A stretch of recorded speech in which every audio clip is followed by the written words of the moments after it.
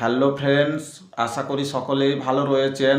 যে সমস্ত বন্ধুরা প্রাইমারিতে 9533 প্যানেলে 2024 সালে জয়েন করেছেন, আপনাদের যে কেসটি কলকাতা ডিভিশন বেঞ্চে চলছে ওএমআর সিট নিয়ে, তো বন্ধুরা 9533 প্যানেল কি ভবিষ্যতে আদৌ সুরক্ষিত থাকবে?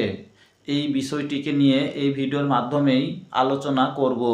তো আপনারা প্রথম থেকে শেষ পর্যন্ত ভিডিওটি না টেনে দেখতে থাকুন। তো চলুন মূল আলোচনায় যাওয়া যাক।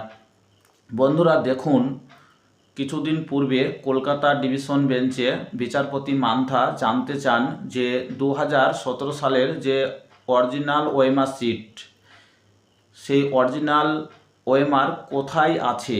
তো পর্ষদের আইনজীবী সৈকত ব্যানার্জি উনি কোর্টকে জানিয়েছেন পরিষ্কারভাবে যে 2017 সালের যে অরিজিনাল ওএমআর সিট তা কিন্তু 2014 সালের মতোই সমস্তটাই ডেস্ট্রয়েড করা হয়েছে।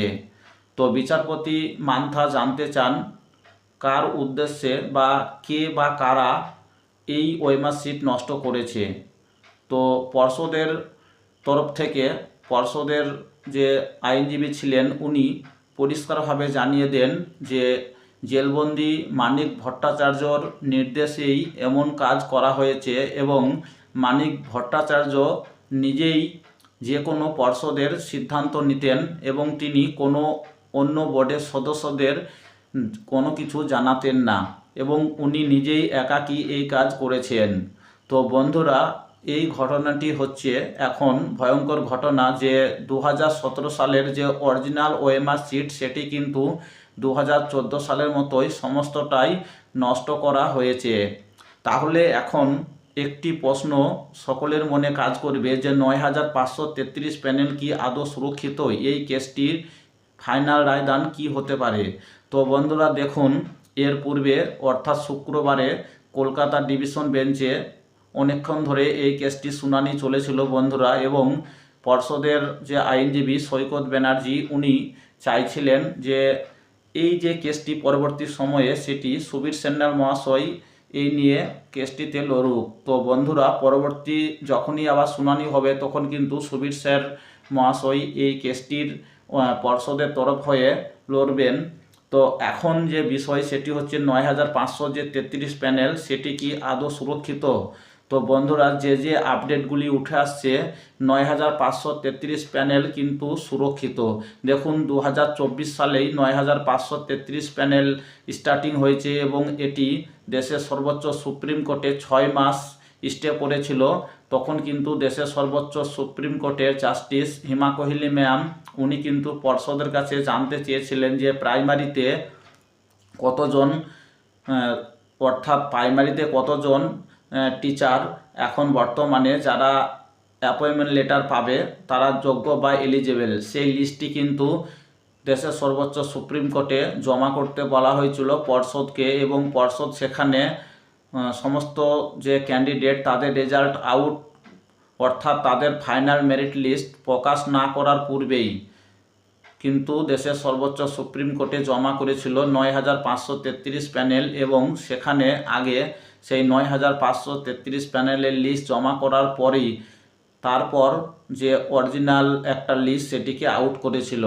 তো বন্ধুরা, এবং 2017 সালের যে ইন্টারভিউ প্রসেসটা পর্ষদ শুরু করেছিল সেখানে সমস্ত ভিডিওগ্রাফি করা রয়েছে, 2014 সালের মতো নয়। তো বন্ধুরা, সৈকত ব্যানার্জি শুক্রবারে যে কেসটিকে নিয়ে কথা বলছিলেন উনি বলছিলেন যে এই কেসটিকে ডিসপোজ অর্থাৎ ডিসমিস করে দেওয়ার জন্য, কারণ সমস্ত তথ্য কিন্তু পর্ষদের হাতে রয়েছে, কিন্তু ওএমআর সিট নষ্ট করেছে মানিক ভট্টাচার্য। বন্ধুরা, এখানে একটি গুরুত্বপূর্ণ বিষয় হচ্ছে যে 9533 প্যানেল বর্তমানে যেহেতু 2024 সালেই এরা নিয়োগ পেয়েছে অর্থাৎ পর্ষদ এদেরকে নিয়োগ করেছে, 2014 সালের মতো নয়। তো বন্ধুরা, 9533 প্যানেল কিন্তু ভবিষ্যতে সুরক্ষিত থাকবে এমনটাই আপডেট উঠে আসছে। তবে দেখুন এই কেসটি নিয়ে পরবর্তী সময়ে কি রায়দান আসে। 9533 প্যানেলে অলরেডি যারা চাকরি করছেন সকলের মনে দানা বাঁধছে যে হয়তো ভবিষ্যতে আদৌ কি এই প্রাইমারিতে চাকরিটি থাকবে। তবে বন্ধুরা বলে রাখি, পর্ষদের সভাপতি গৌতম পাল মহাশয় উনি কিন্তু ৯,৫৩৩ প্যানেলের যে লিস্ট তা কিন্তু নিজে তৈরি করেছেন এবং এর পূর্বে যতটা কাজ হয়েছিল 2014 সালে মানিক ভট্টাচার্যর আমলে সমস্তটাই দুর্নীতিগ্রস্ত করে। এবং গৌতম পাল মহাশয় জানান যে আমার আমলে অর্থাৎ আমি যে ৯,৫৩৩ প্যানেলে নিয়োগ করছি এদের যে ইন্টারভিউ প্রসেস সেটি স্বচ্ছভাবে নেওয়া হয়েছে এবং সমস্ত ডকুমেন্টস কিন্তু পর্ষদের হাতে রয়েছে।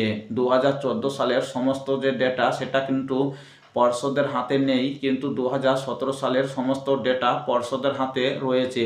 তাই পর্ষদ বলছেন ৯,৫৩৩ প্যানেলে কোনো কারচুপি ছাড়াই একদম স্বচ্ছভাবে নিয়োগ করা হয়েছে, তাই এই প্যানেল সুরক্ষিত।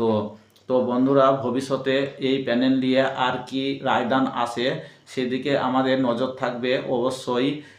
যদি ভিডিওটি ভালো মনে হয় অবশ্যই একটি লাইক করবেন বন্ধুরা, চ্যানেলে নতুন হলে চ্যানেলটিকে সাবস্ক্রাইব করবেন। আজকের ভিডিওটি এখানেই শেষ করছি বন্ধুরা। Thank you for watching.